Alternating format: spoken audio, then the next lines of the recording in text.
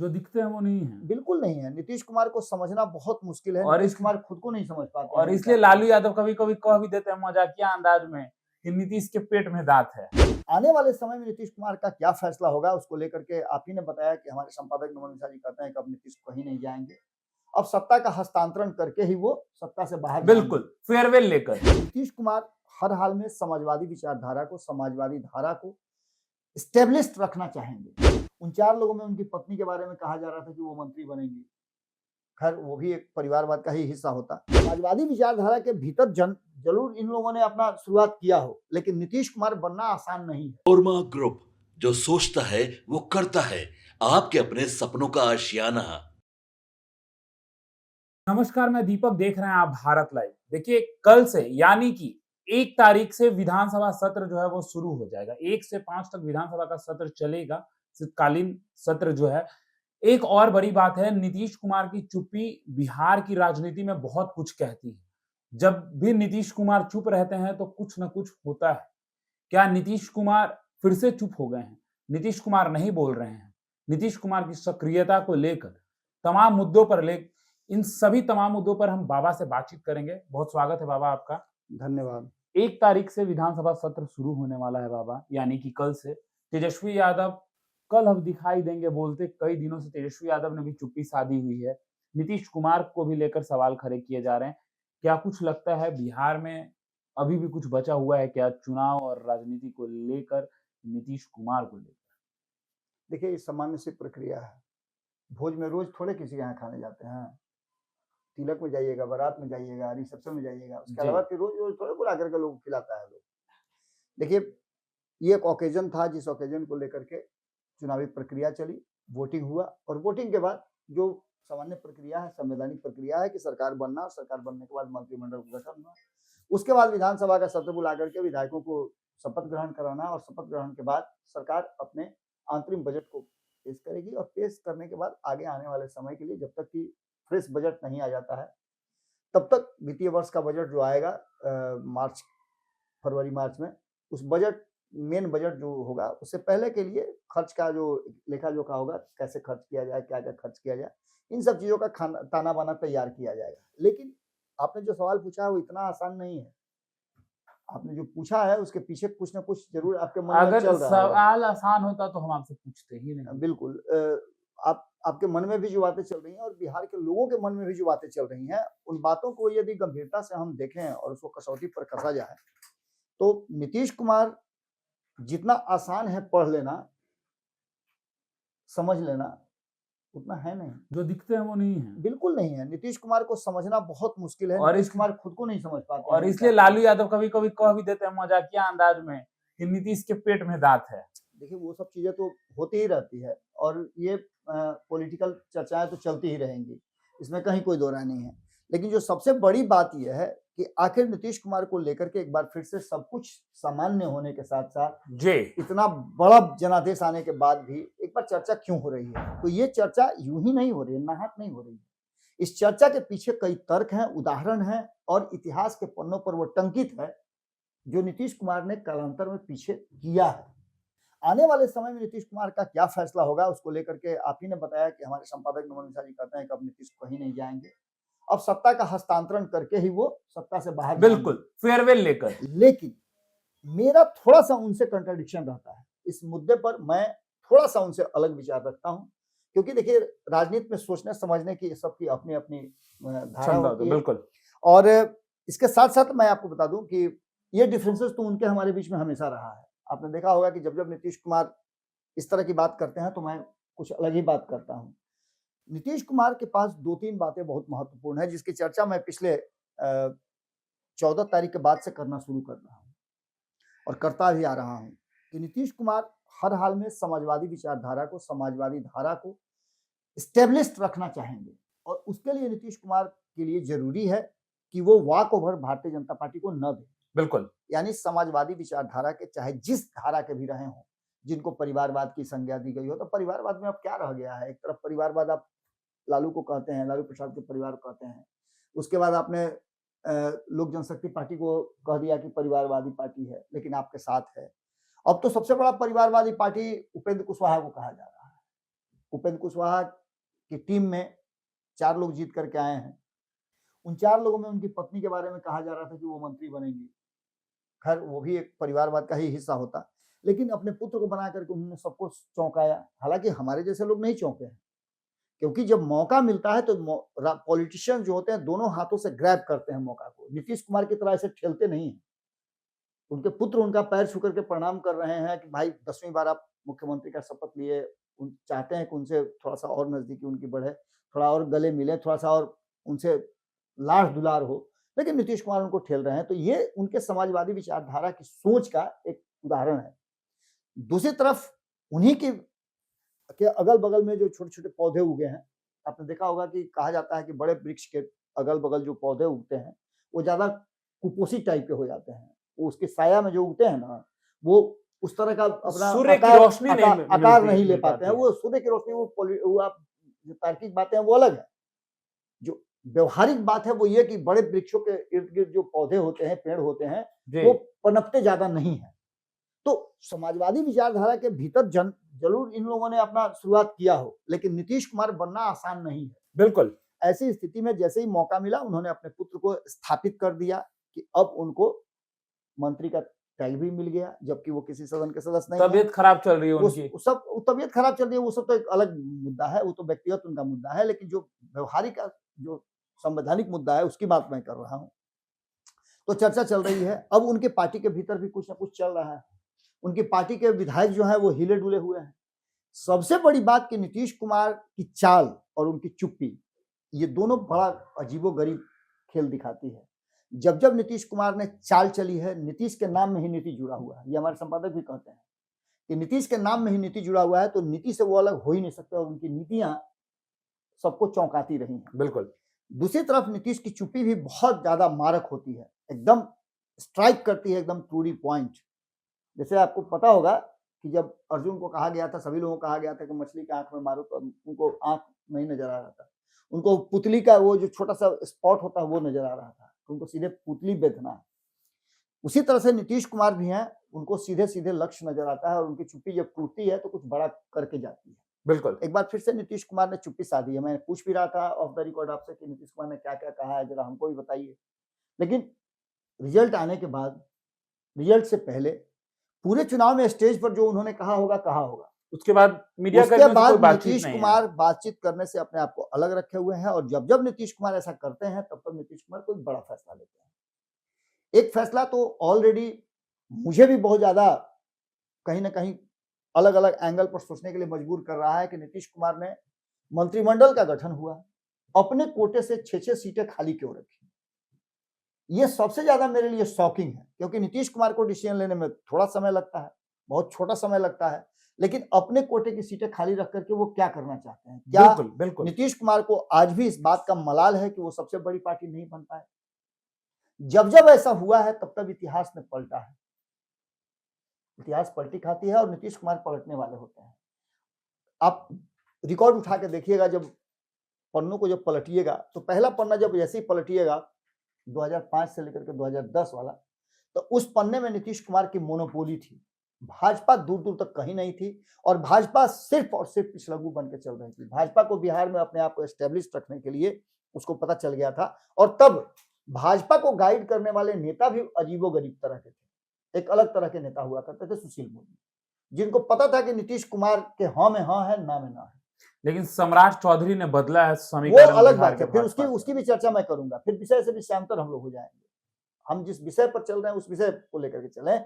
तो 2005 से 10 तक का जो समय था वो बहुत ही गोल्डन पीरियड था, जिसमें नीतीश कुमार ने कई सुधार किए, कई परिवर्तन किए, कई लोगों की जमीन जो है वो सरकार अटैच कर ली, कई जगह पर स्कूल कॉलेज और सरकारी कार्यालय खुलने लगे, भ्रष्टाचार पर अंकुश लगा, अपराधी बिहार छोड़ करके भागने लगे, सब कुछ हुआ था, इससे इनकार नहीं कर सकते हैं आप। और बिहार में सुशासन की व्यवस्था की गई, जिसमें नीतीश कुमार को सुशासन बाबू और न्याय के साथ विकास वाला नेता कहा गया था। आज तक नीतीश कुमार का वो टैग हटा नहीं है और न किसी को हस्तांतरित हुआ है।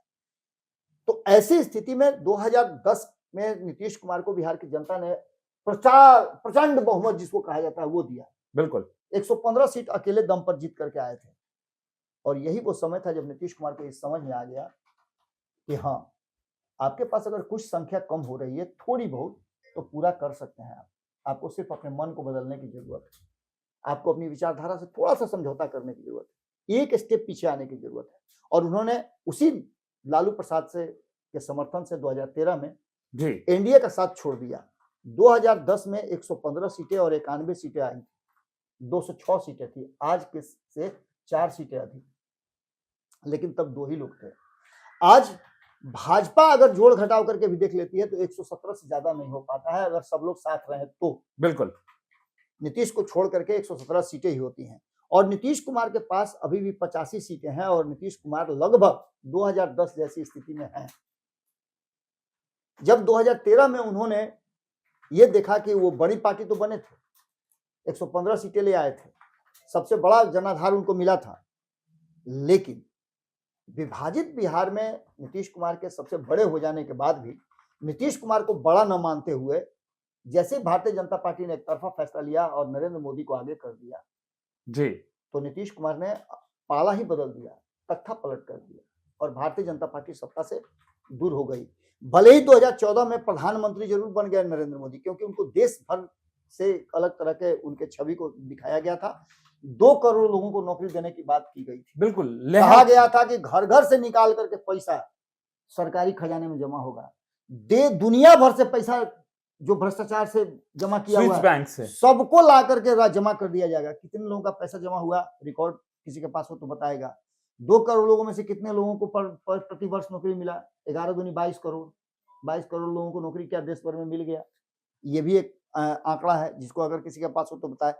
यानी कि सीधी तौर पे नीतीश कुमार को लेकर के एक परसेप्शन बना था, नीतीश कुमार सबसे मजबूत नेता थे, उनको पीछे किया गया और बैक बेंचर बना करके नरेंद्र मोदी को आगे रख करके उनको प्रधानमंत्री का चेहरा बनाया गया। जी मैं नरेंद्र मोदी के सरकार चलाने पर, उनके सरकार पर किसी तरह का कोई उंगली नहीं उठा रहा हूँ, ये उठाना काम आम जनता का है, लेकिन नीतीश कुमार ने तब ये समझ लिया था कि उनको कमजोर या छोटा आंकने की कोशिश की जा रही है, और इनको ये भारतीय जनता पार्टी वालों को बताना जरूरी है। बिल्कुल कई एजेंडा थे जिसको अलग कर लिया गया, और वहीं पर बाबरी मस्जिद से लेकर के धारा 370 जितने भी एजेंडा में उनके मैनिफेस्टो में हुआ करते थे, कॉमन मिनिमम प्रोग्राम बनता था, मैनिफेस्टो अलग अलग होता था।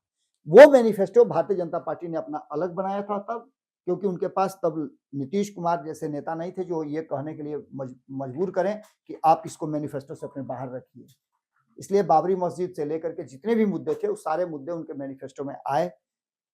नतीजा हिंदुत्व का एजेंडा था, हिंदुत्व नेता थे, विकास का नाम उनको दिया गया था, और गुजरात में जो उन्होंने किया था उसको लेकर के, लेकिन इन सब पर भारी पड़ गए नीतीश। इस बार क्या नीतीश 2014 में अलग हुए, भले ही भारतीय जनता पार्टी सरकार बना ली, लेकिन 2015 में नीतीश कुमार ने उसी भारतीय जनता पार्टी का रथ रोक करके लगाम अपने हाथ में रखा और कहा कि बिहार तो हम ही चलाएंगे। लालू प्रसाद के साथ आए, लेकिन यहां भी नीतीश कुमार 2 नंबर की पार्टी बने। पहले नंबर पर लालू प्रसाद आए, जिनके विरुद्ध नीतीश कुमार ने बिगुल फूंक करके 2005 में सत्ता हस्तांतरित किया था, जंगल राज कहा था। उसके बाद ही बिहार की जनता ने समाजवादी विचारधारा और लालू प्रसाद की सोच को फर्स्ट प्रायोरिटी दी, और नीतीश कुमार सेकंड प्रायोरिटी थे, जबकि मुख्यमंत्री तो नीतीश कुमार ही बने। लेकिन एक बार फिर से लालू प्रसाद को ऐसा लगा कि नीतीश कुमार और उनके बीच में रिश्ते सहज हो गए हैं, लेकिन नीतीश कुमार तो नीतीश कुमार है। बिल्कुल नीतीश कुमार को लगा कि वो सेकंड नंबर की पार्टी है, तो ऐसी स्थिति में उनको लालू प्रसाद दबा न दें, और दूसरे खेमे में अगर वो जाते हैं तो नंबर 1 की पार्टी बन जाएंगे, क्योंकि वहां 53 ही विधायक थे। तो मतलब वहां जाकर के नीतीश कुमार नंबर 1 हो जाएंगे, तो उनकी मोनोपोली चलेगी, और भाजपा को वो फिर से उसी लगाम के साथ, उसी स्क्रू के टाइट करने के साथ आगे चल सकते हैं। तो ऐसा हुआ। मतलब कहीं ना कहीं बाबा आप आज के सिनेरियो को पीछे के सिनेरियो से देख पा रहे हैं। बिल्कुल। देखिए, कोई भी उदाहरण, कोई भी हिसाब जब सोल्व होता है तो उसका उदाहरण का एक पन्ना होता है, जिस पन्ने पर आपको एक उदाहरण में हिसाब बना करके दिखाया होता है कि इस फॉर्मूले पर इस हिसाब को, पूरे चैप्टर को अगर बनाते हैं तो इसका आंसर आपको मिल जाएगा। तो हमारे पास इतिहास के वो पन्ने मौजूद हैं जिनको लेकर के हम बार बार पलटते हैं, तो हमारा दिमाग वहां को पहुंच जाता है। नीतीश कुमार का बॉडी लैंग्वेज यही बात बताता है, और नीतीश कुमार की क्रिया शैली भी ये बात बताती है कि नीतीश कुमार अपने आप को बड़ा भाई बना करके रखने में माहिर माने जाते हैं। तो क्या लग रहा है बाबा? अब इसके बाद हम जगह पर जगह आते हैं, तो फिर हम 2025 के चुनाव की विवेचना, समीक्षा करना शुरू करेंगे। नीतीश कुमार जब आए 2017 में, तो नीतीश कुमार ने क्या 2 काम किए थे। पहला काम ये कि नंबर 1 के भाई बन गए थे। बिल्कुल। भारतीय जनता पार्टी को सत्ता में ला करके एहसान किया था। खोई हुई सत्ता भारतीय जनता पार्टी को मिली थी और 2019 के लिए उन्होंने जमीन तैयार कर लिया था कि 2019 के लोकसभा चुनाव में नीतीश कुमार को बराबर सीट देने के लिए मजबूर हुई थी भारतीय जनता पार्टी। अपने जीते हुए 5 विधायक सांसदों को उसने सीटिंग बना दिया था, बैठा दिया था, बिल्कुल, और बैठा करके नीतीश कुमार को 5 सीटें देकर के 17-17-6 का फॉर्मूला तय हुआ था। ये किसको याद नहीं है, लेकिन इसके बावजूद भी नीतीश कुमार माने नहीं।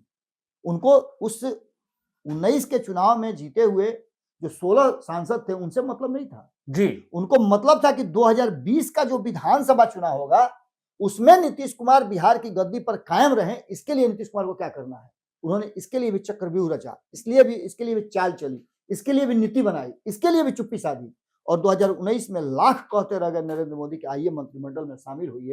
अपने 12 में से किसी सांसद को उन्होंने मंत्रिमंडल में शामिल नहीं कराया।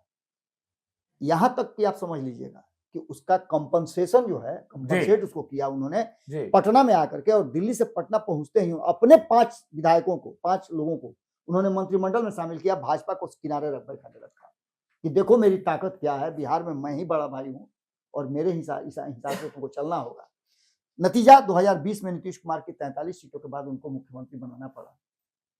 उसके बाद 2020 में भी आपको याद होगा कि नीतीश कुमार दोबारा चाह करके भी कुछ नहीं किया। हाँ, उससे ठीक पहले जब ये फैसला हो गया था तो नीतीश कुमार ने कुछ समय के लिए 2019 के चुनाव के बाद कुछ समय के लिए उन्होंने अपने कोटे से एक व्यक्ति को मंत्रिमंडल में शामिल किया था, आरसीपी सिंह। 25 में क्या बाबा?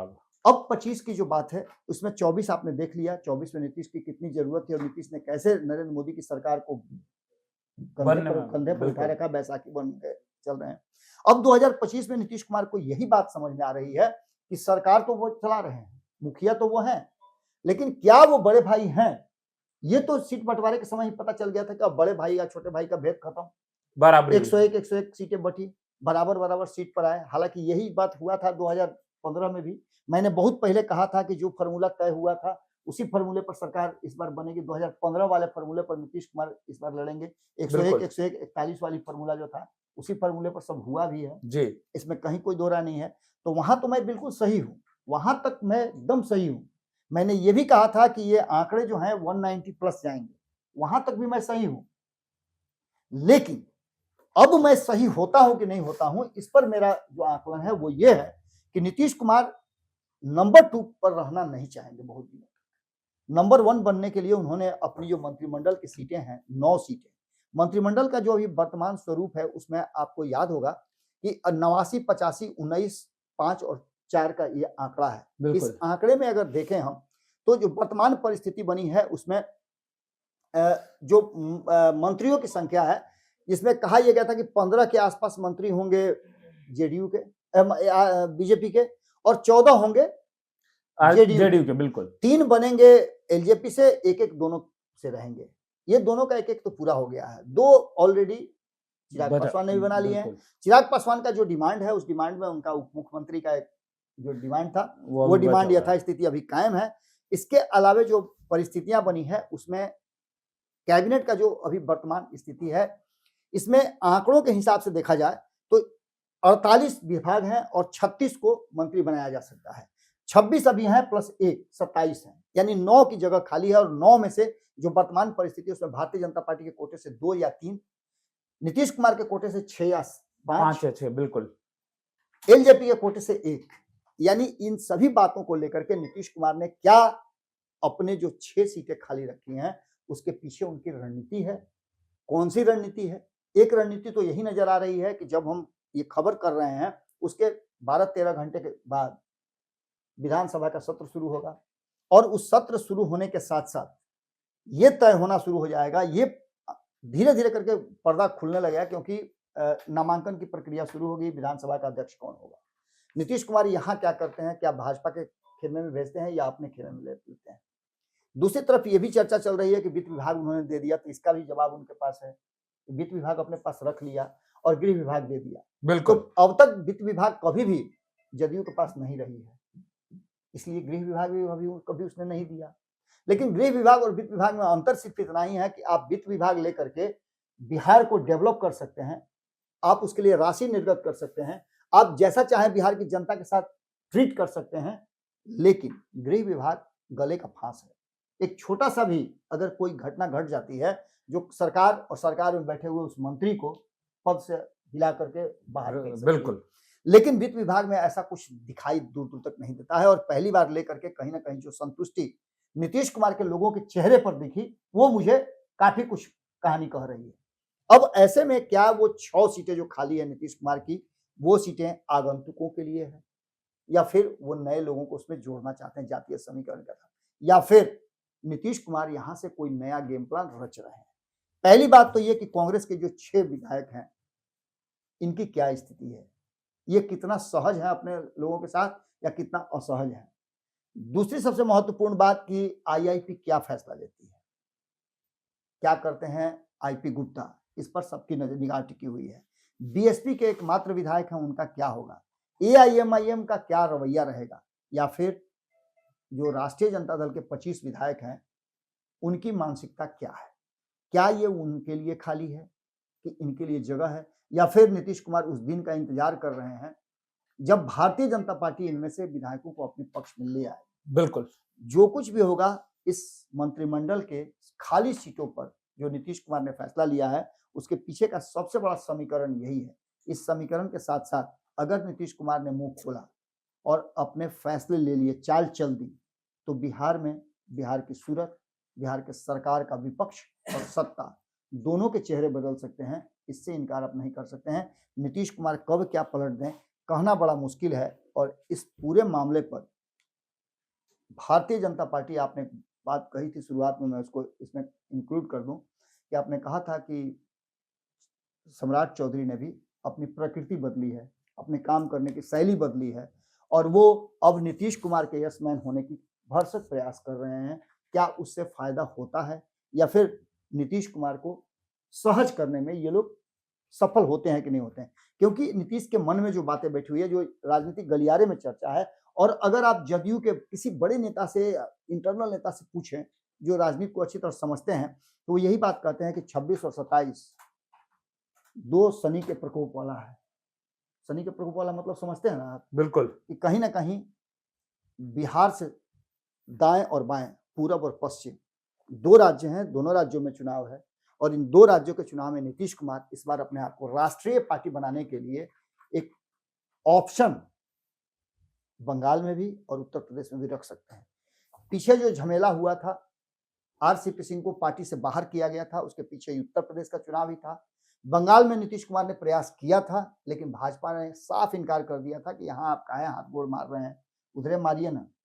लेकिन इस बार नीतीश कुमार के दम पर बंगाल का चुनाव लड़ा जाएगा, नीतीश कुमार के चेहरे पर बंगाल का चुनाव लड़ा जा सकता है, और नीतीश कुमार के सुशासन पर लड़ा जा सकता है। नीतीश कुमार को सामने रख करके और जबरदस्त फायरिंग कर सकती है भाजपा। निश्चित रूप से भाजपा को वहां के जो हिंदी भाषी क्षेत्र के लोग जो हैं, या पूर्वांचल के जो लोग हैं, बिहार उत्तर प्रदेश के जो लोग हैं, झारखंड के जो लोग हैं, वो ज्यादा निर्णायक भूमिका में आ सकते हैं। तो इसलिए नीतीश कुमार जरूरी है, और नीतीश भी इस बात को समझते हैं। तो वहीं उत्तर प्रदेश में भी भारतीय जनता पार्टी को नीतीश की जरूरत पड़ेगी।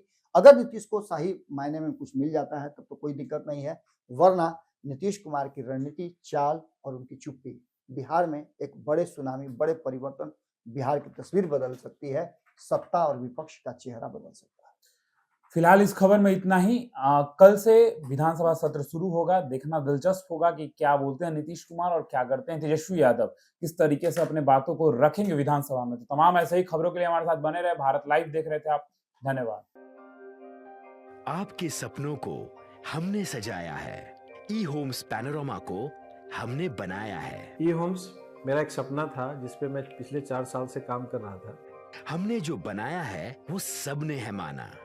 ई होम्स पैनोरामा में हो आपका भी आशियाना।